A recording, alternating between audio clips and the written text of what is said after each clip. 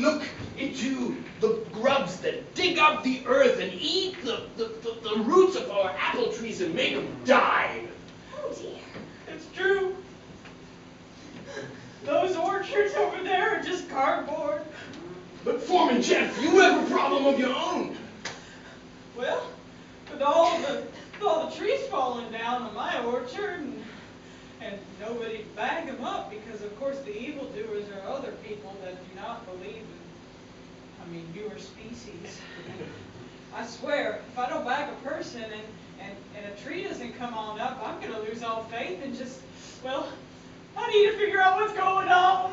You recognize what the foreman is talking about immediately. Oh, there goes another one. Just keeps falling down. It's like dominoes. It's a local belief that people have to be bagged and sacrificed or their trees will all collapse. So it looks like you have a choice. You can either investigate the grub situation that the orchard owner is telling you about, or offer yourself as a sacrifice to the local tree worshippers. Okay, so to do the grub investigation, you'll clap now and we'll turn it 10. Or to be a sacrifice to the tree cult, clap now and turn it 50.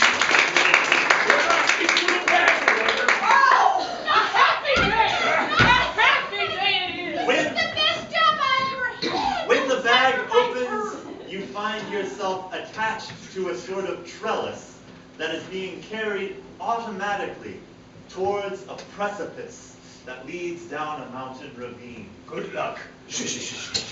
Oh We got a bag. Maybe it's just grubs. The backwood priest says a last benediction. There is a time and place for all to die. The woods that are our field. You have come to save us from the grub and sacrifice yourself. And with that, you whisper one thing back to him. It's actually an apple tree virus. And then you are pushed forward into the void and fall down. Okay, we killed our okay. That or go in the bag or investigate. If only somebody would look at those grubs. Oh, yeah. They're horrible. Okay, I'm gonna go to the What's my bag? Superstition, Foreman Jeff. Hey. You can't resist finding out about new animals, so you choose to investigate the grub situation. The orchard manager identifies himself and takes you to where it's the worst. I'm Mr. Wilson. I own Wilson Orchards. It's very nice to meet you, Mr. Wilson. Well, I show you my prized tree. It's a red delicious. They only bloom once every 5 years, and this year is one of those years. And I'm afraid when the time comes to pick them, the grubs will just get them, and I won't eat a single red delicious. This doesn't look like any grub work that I've ever seen. Well, I'm just a simple man. You tell the orchard manager the 3 things you know about grubs. Well, usually grubs appear in 3 different ways. 1, they tend to attack from the bottom up, turning the tree brown at the roots. 2, sometimes the leaves get spots on them and then begin to fall off. Or 3, the tree just simply implodes. Well, now that you mention it, all of these things happen here. So what's different about this tree? And in fact, you notice it's not imploding, the leaves look fine, and the damage seems to be coming from the top down. I'm just afraid it will happen to this one. I believe I need to get a better vantage point. Well, good luck with it. I'll leave you to your work. Do you have a ladder? Nope! Ladders are for the devil. Climb the tree. Here go, Miss Sarah Joe, your trusty sidekick here. The stepladder is just enough for you to gain purchase in the branches, and soon you find yourself at the forest canopy. And what you see there is very shocking. Emily, there's something real strange up here. You move slightly to the left for a more sturdy footing. Let me climb up there with you, Sarah Joe. Oh my God!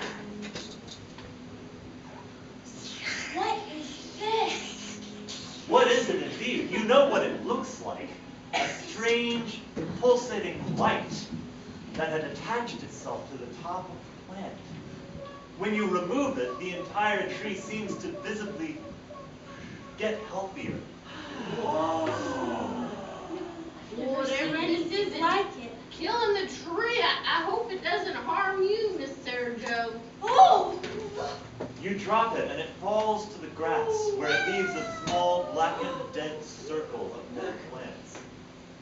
But as you look out over the forest, suddenly you see hundreds of these shapes.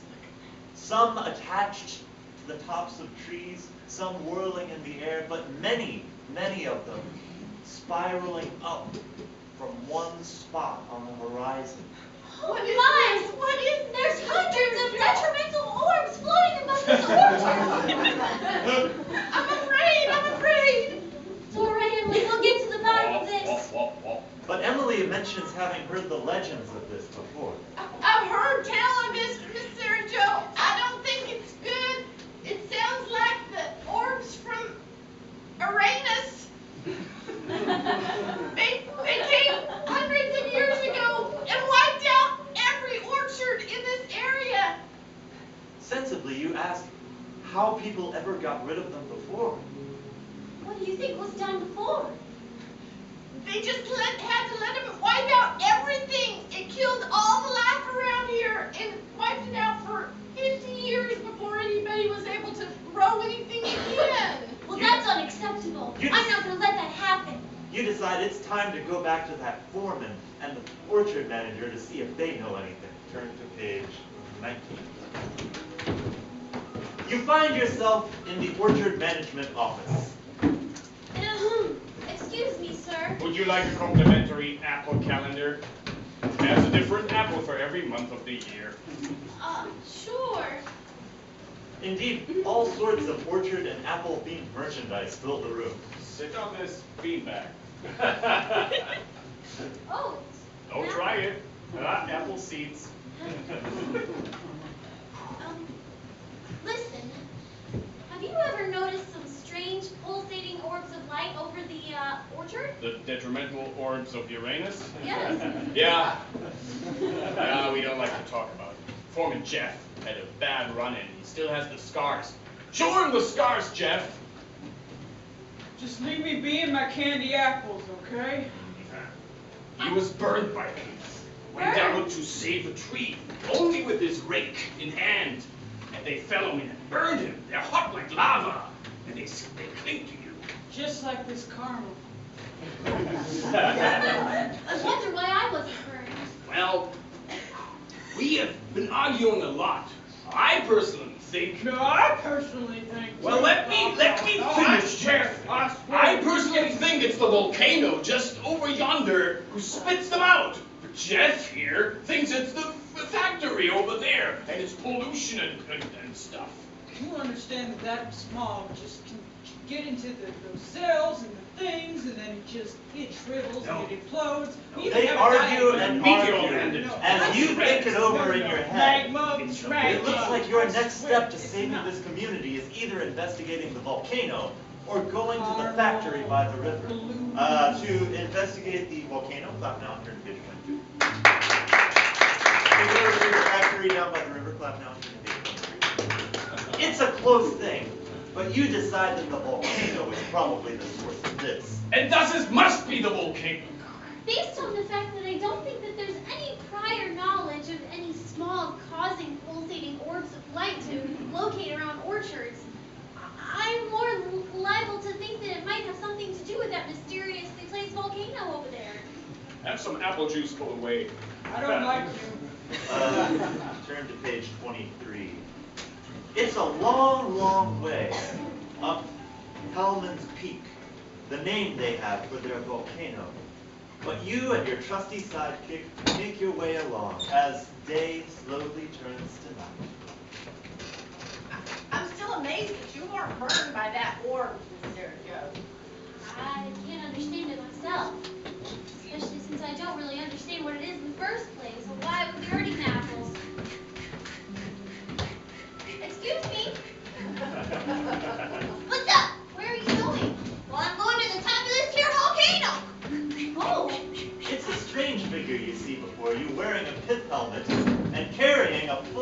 tiny backpack, and yet still making 3 times the pace that you guys are. I haven't seen you folks around this town before. Oh, you're in an awful big hurry. Oh yeah, gotta get up there before the event. The what? The event? Wait, See the you event! later. Wait! And just like that, she vanishes, leaving a cloud of smoke along her feet, Wow. all the way She up. was an odd creature. I What never. do you think she was talking about? I don't know. I'd never heard of the event. Well, we must go after her. She must know more than we do about these orbs. I agree with you. And so you make your way up the rest of the way, up to the very top of Halman's Peak. Turn to page 37. At the top of the volcano, in a new scene, you find yourself, you again presented with that strange figure, She made a tent. who is now Yep. making a campsite. Oh, you're gonna stay the night? Yes. Where's your equipment? It's in our backpack. How will you be ready for the event? You decide that there are 2 ways you can address this conversation. You can either ask point blank about the event because it sounds kind of creepy, or you can pretend you know what's going on and see if that keeps you out of trouble. So to claim that you know about the event, or to ask about the event, clap now and turn to page 40. Or to just sort of go along with it, clap now and turn to page 40. Good choice. Well, you know, we were so excited about the event that we just plumb forgot our tents. Oh, you can stay with me. You'll want some protection when it occurs. Oh, yeah. It's been too long that these apple orchards have roamed our land, spreading their apple seeds all over the barren ground. Yeah. Hey! Guys, I'm in my cave. Did the event happen yet? Not yet. Not yet? It's almost coming. I can feel it beneath my feet. Emily It hasn't takes happened yet. Emily takes you aside for a quick conversation. I'm gonna go back to you. People kind of remind you of this little caterpillar we found down under the apple trees. Like maybe a bigger, grown-up version. Now that she mentions it, there are many points of similarity. The occasionally appearing antennae being only just one of them. The coloration seems the same. And there's a certain amount of fuzziness, too, that you just assumed was hair before, but now... So, how exactly are we going to get rid of these orchards? Oh, you just trust in the great being. The great being, he'll supply for all of us. Be careful. They are but children now, but soon they will evolve into one like us and be able to take over the land. Oh, so this isn't dinner. And then who should Of appear course then? it's not dinner, remember? Who should appear then but a number of people that could only be the local renowned tree cultists?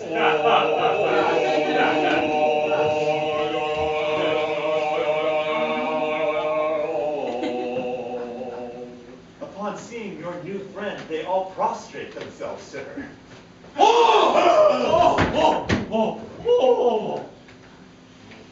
time is now. The time is now!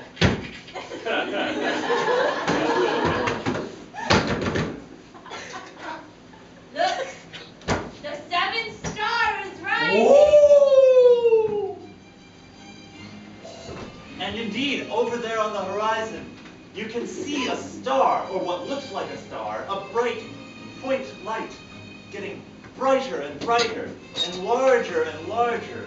And as it approaches even nearer, you begin to hear the hum of engines from the sky. Let us take our antennas into the hum. And all around you, every person standing before you except for Emily produces a series of antennae popping out from their heads as they join in simulation of the engine noise. Hear them still. If I do, and I try. I'm so afraid. And suddenly the ship pulls in front of you and lands at the top of the volcano. From it emerges a giant caterpillar. San Antonian.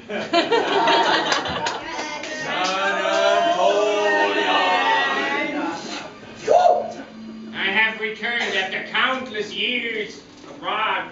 Welcome back! Is that the evil stench of apples in my nose?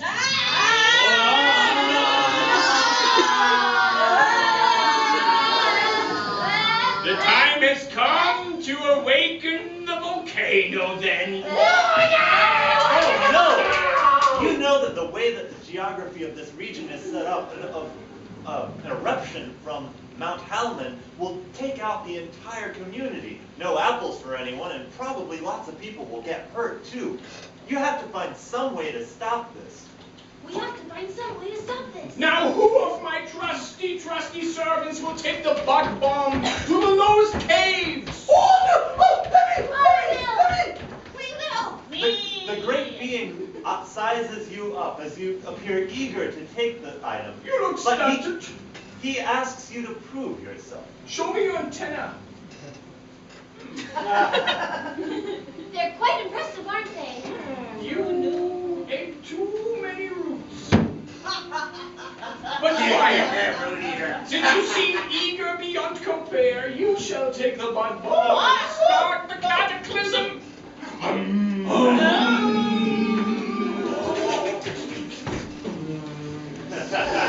And then the spaceship disappears. And you are left with a similar orb as before, only this one seems to pulse with a darkness that pulls light out of the world around you. It feels so cold, isn't it? Freezing you? I don't know what to do with it. Emily gives you a couple of options, though. Well, we could take it to the North Pole, maybe? Or maybe we could mix it with the burning ones. Or we could maybe throw it in the volcano. Okay, those are three options. You can either take it to a faraway location, leave it locked up so that it can't do any damage. You can combine it with all of these light orbs that are floating around and attaching to the trees, or you can drop it in the volcano. To take it to a safe and remote location, clap now and turn to page 51. To combine it with all of the light orbs, clap now and turn to page 51. To drop it in the volcano, clap now and turn to page 51. You decide, at the top of the volcano, okay, yeah. You decide to hell with this community. They've done nothing good for you. They've done nothing good for anybody. They've been weird and mistrustful, and you've never felt safe around them, so they shouldn't feel safe around you.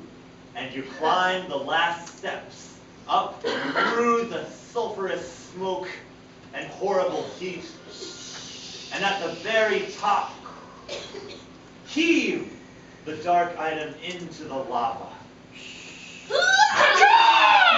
You know, that might not... Oh, wait. That flew away with the dark orb. A bird indeed grabbed it and flew up into the sky. So much for my plan to destroy this community. Why is the event not occurring? Sulfur. Should have occurred. Still hot. We must sacrifice them to the volcano. Then you remember is falling into the horrible lava with no 8-foot condor there to save it. Okay, so we go back to the three choices. Three choices. Okay, yeah. So it looks like you have two choices now. You can either take it to a safe location or combine it with all the light orbs that are besieging the community. To take it away to a safe location, clap now and turn to page 77. Or to combine it together with all of the detrimental orbs floating over the trees, clap now and turn to page 78. Emily's plan sounds awesome. I think that Detrimental orb, detrimental orb, detrimental I orb. think that if we take this bomb and we mix it with all of these detrimental orbs, it will destroy them and forever eradicate this orchard-killing problem. That sounds like a wonderful idea to me, Mr. The only question is how you can attract all these orbs to yourself. Okay, And it's in that moment that you realize why none of them ever burned you. got a bag too. I mean, I can't follow it up. Yes, I need this bag. There's something special about you, kid. I think that these orbs are attracted to some kind of thing inside me. Maybe my pH is weird. I think you're like, I'm not touching that, it scares me. Okay, so let's bring this bag. Yeah. Indeed, they all come closer to you, Oh, look, all the orbs are, they love you, Miss Sarah Joe, and they you love capture you. them in the bag. Whoa, here. I have done something for you. I'm gonna go back. Hope my trees come back. I won't let you down. That tree formation sure is kind of strange. And the last It's step nice. is to cast the darkened But orb. before you cast it toward the darkened door, the priest must say the priestly blessing upon it to cast out the grubs and the evil that is in our world. Wait, you're not one of them tree priests. No. No, he's just a normal priest. Let it be so! Okay, ready? 1, 2. And then it happens.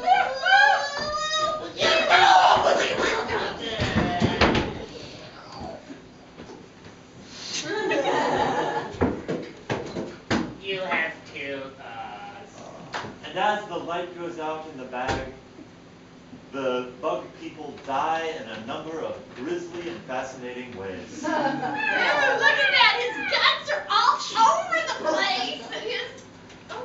The scientist in me is sad that an entire species has been wiped out.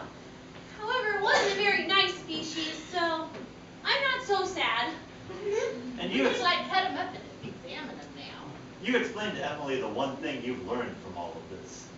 Emily, I think we've learned an important lesson. What was that, Mr. Joe? When there is a species that is trying to eradicate an entire town and their livelihood, make sure that you always have a stepladder so you can see on top of things. That's so smart. You are the smartest person. Oh.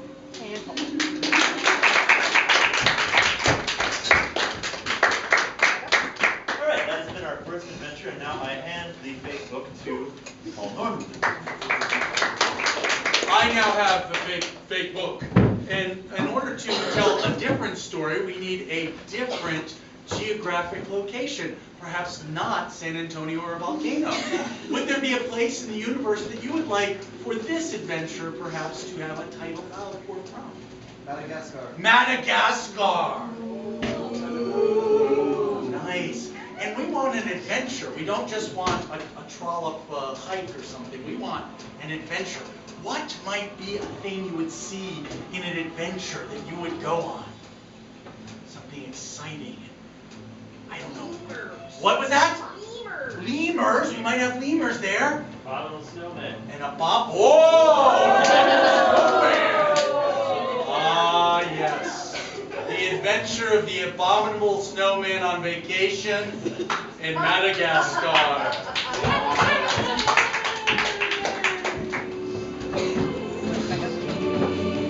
There you were on the wonderful beaches of Madagascar, enjoying the sunny monkeys that bounced around nimbly around you. Joyful and prosperous they were. You gave them food, bits of meat, small plants. And they left you alone to watch the ocean in peace. Behind you, sunbathers took care of themselves with sun lotion. Do you know that there are 19 indigenous species of saltwater fish that can actually survive on land for more than an hour here in Madagascar? I have 7 different kinds of sunscreen. Sun doesn't get to us. I like 7 different kinds of hard liquor. One of the monkeys, drunk on all of the fruit you gave it, lies mingled on the sand with the Silly beach. monkeys. Drunk monkeys. They're very intelligent, you know. Here in Madagascar, when it split off from the African mainland, they developed their own species. Of Junkin, like partying. I need to get out of Antananarivo. I want to see the real Madagascar. Hey, stay in the resort, they said. Now, there are better places. Well, sure, like you're gonna have an adventure outside of here. Arr, we can't seem to find any crewmen for our pirate ship. Arr, what will we do? I suppose just give up and open a shop somewhere. It looks like you have a choice before you. You have the opportunity to stay in the spa with the beautiful women and hang out. Or give up on that theory and move out with the pirates into the open waters of the sea. If you choose to stay at the spa with the beautiful women, turn to page 15 and applaud now. Or if you choose to go with the pirates, turn to page 46 and applaud now. Ooh. You rush over and see if you can get on the pirate vessel. Wait! I have a sailing certificate class too, and I know my way around the compass and all kinds of knots. How are your sea legs? Oh, I never get sick. It's one of my perks. Well, we need someone brave. Yeah. I'm brave. I once rescued a kitten from a well. We need someone ruthless. Oh, I can be ruthless. I once stole a penny from a penny store. Treasure. Those penny stores have high security. And last of all, we need someone who might be willing to face down a monster. Oh, I'm your man then. Jeremy. Carl. Greg. Wow, you are very mundane pirates. I love it. That's who we are. It's the mundane is the name of the ship. Very ordinary, you'll find things there. The strangeness comes from the places we go. Sweet. When I come back, I will have stories to tell you. And off you go with Carl and Gregory to find your way to their masted vessel just outside the port. It's huge. And mostly decorated with IKEA. I realize it's a very beautiful shade of grain, too. Perfectly normal. And all combined with Allen wrench screws. This is great.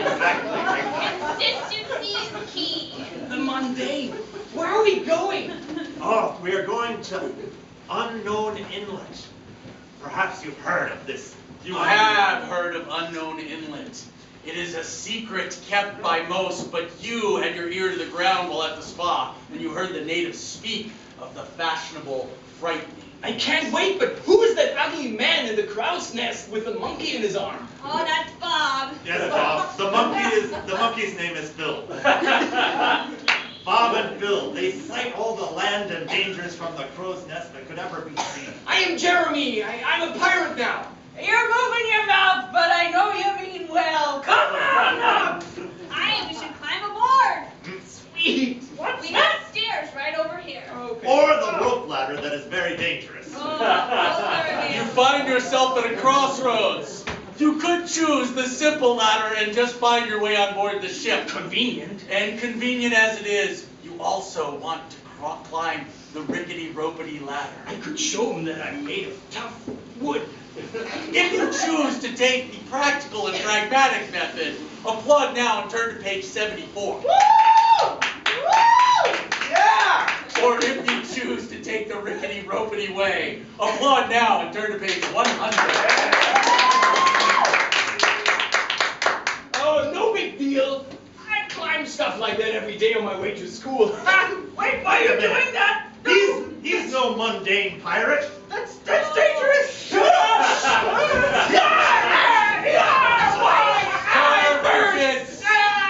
told you to Because of the bed bath and beyond. You learn a valuable lesson from this incident and turn back to page 47 choosing instead to come up the safe alternative. Well, I will take the comfortable stairs. Yeah. This is a man that understands.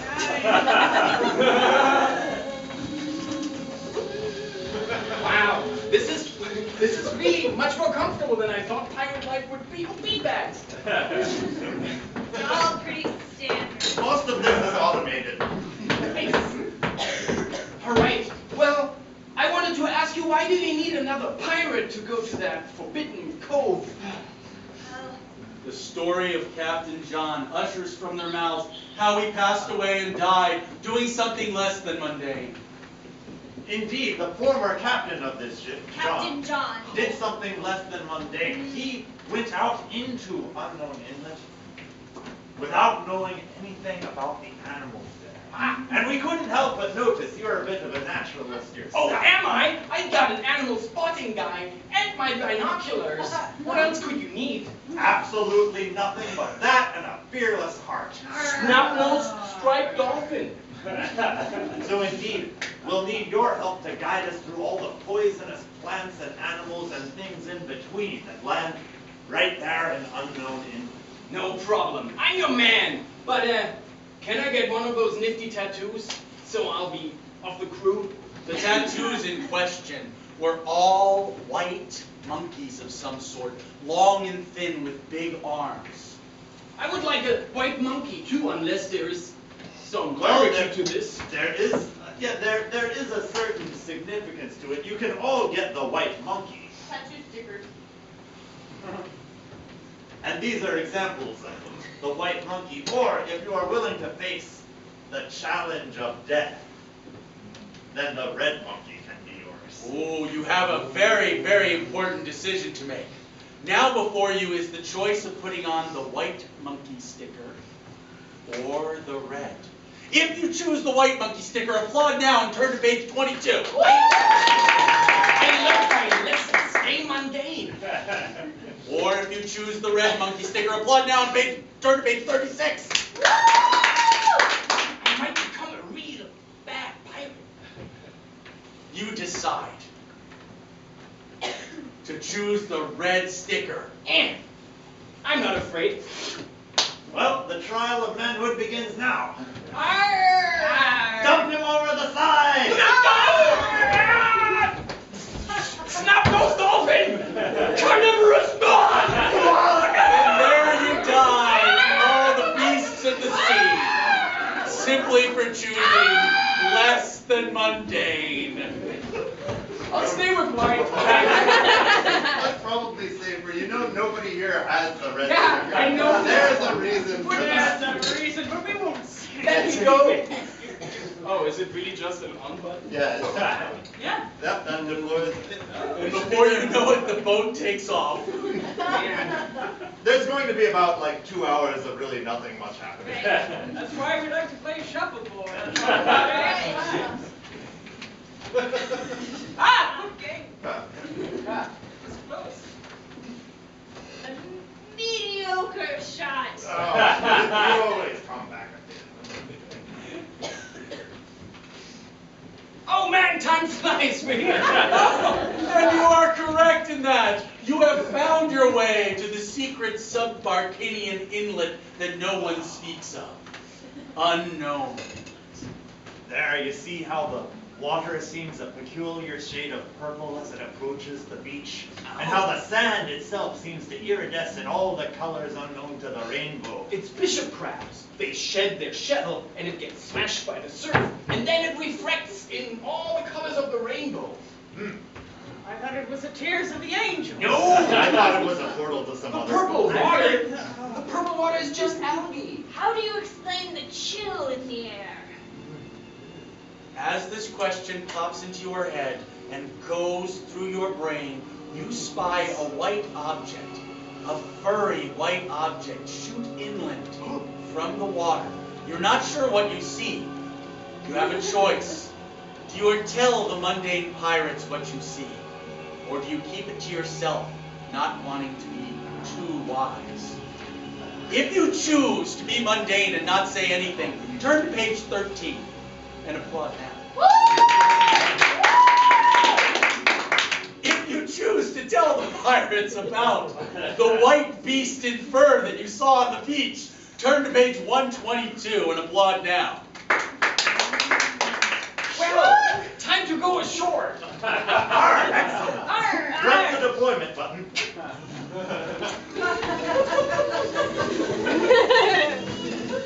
You look around as you're deployed and you see the iridescence of the beach as it gets closer. The colors are even more beautiful than you imagined. I'm gonna make necklaces out of these.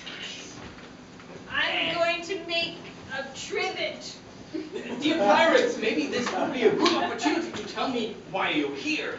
Ah, Captain John came here to find the treasure of Unknown Inlet.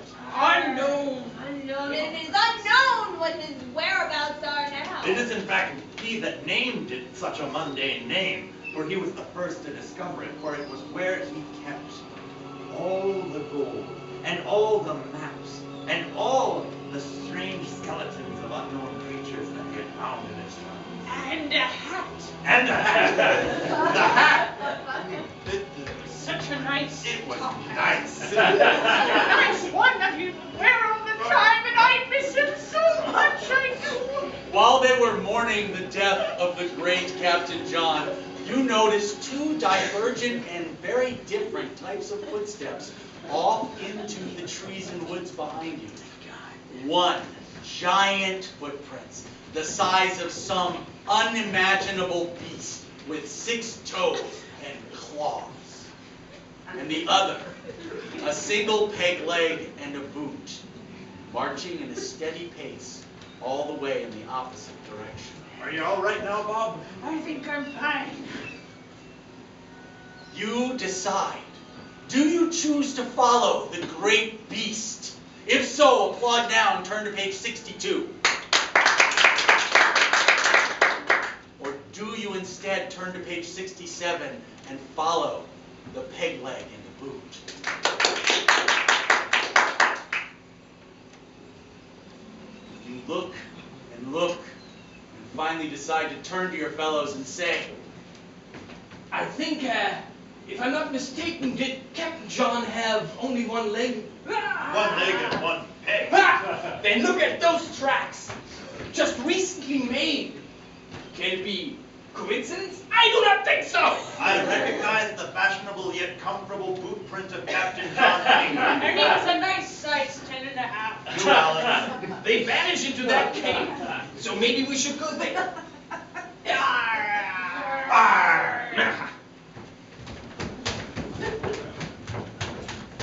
You find yourself in an overgrown cave with stalagmites, stalactites, and roots from trees creeping down on the sides of the walls. Water is everywhere, and the faint sound of dripping can be heard in the distance. Hey, did you know that you can make cough medicine out of those hermit crabs? No kidding. I read it in Natural Geographic. Oh my God! Ah! There before you, the one and only Captain John. What took y'all so long, Captain? Oh, Captain! Oh, Captain, my Captain! My matches are all damp and I cannot light my pipe. This has been hell here. It's pretty friendly. You would be crummy too if you hadn't had tobacco in all these 10 years. Yes, he seems very unhappy with I'm us. very unhappy. We could probably cut our losses and Did you just leave him here 10 years ago? Well, I mean, it was It's a better story if we say that he died valiantly while adventuring. It was a crazy game of shuffleboard. There was betting involved. We bumped the go button. My name is Jeremy, and I'm happy to meet you, Captain John. Captain did John you bring any matches? strikes you with her pipe. But Captain, we brought you somebody who is very knowledgeable and found you here, so And can we safely take- see you out. Yeah, take you back. Did you bring any matches? You're I got a lighter. Oh, you are my new favorite. Oh. We are going to be good friends. Captain you and John is a I. bit of a pyro. and Captain John suddenly cringes in fear before your eyes as he sees the giant white beast enter the mouth of the cave.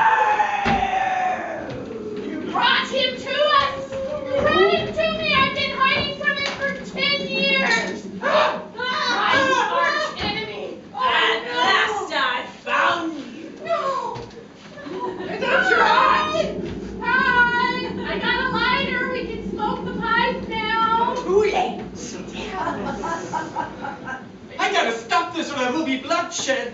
What No, to do? just run! There's no saving them! You find yourself at a crossroads. Do you attempt to intercede between the abominable snowman and Captain John? Or do you run with the rest of the mundane pirates back out to the ship? He hit me in the face and the ship is comfortable, but something's wrong. Leave him here. If you choose to run away from Captain John and the abominable snowman, applaud now and turn to page 75. If you choose instead to engage and attempt to disrupt this obvious fight about to be, applaud now and turn to page 87. I remember, as all higher primates, the abominable snowman is horribly ticklish. What? It was true. That seems to be really science saved the day. Yes! You are my new favorite. Come, let's go back to the ship. We'll talk about making you my cabin boy. What? Oh, Why is Sharon. nothing like a cabin boy? Your boots and your hats and... You all abandoned me here. I smell a mutiny, Captain. They are good with their sabers. They got them at the back of the Back to the ship! 20% off! Oh, I bet this is what happened Damn the it! first time. And that is how you found yourself in the cave in Unknown Inlet with Captain John, savoring a life of joy, occasionally tickling the abominable snowman throughout the rest of your days. This is paradise. Could be worse.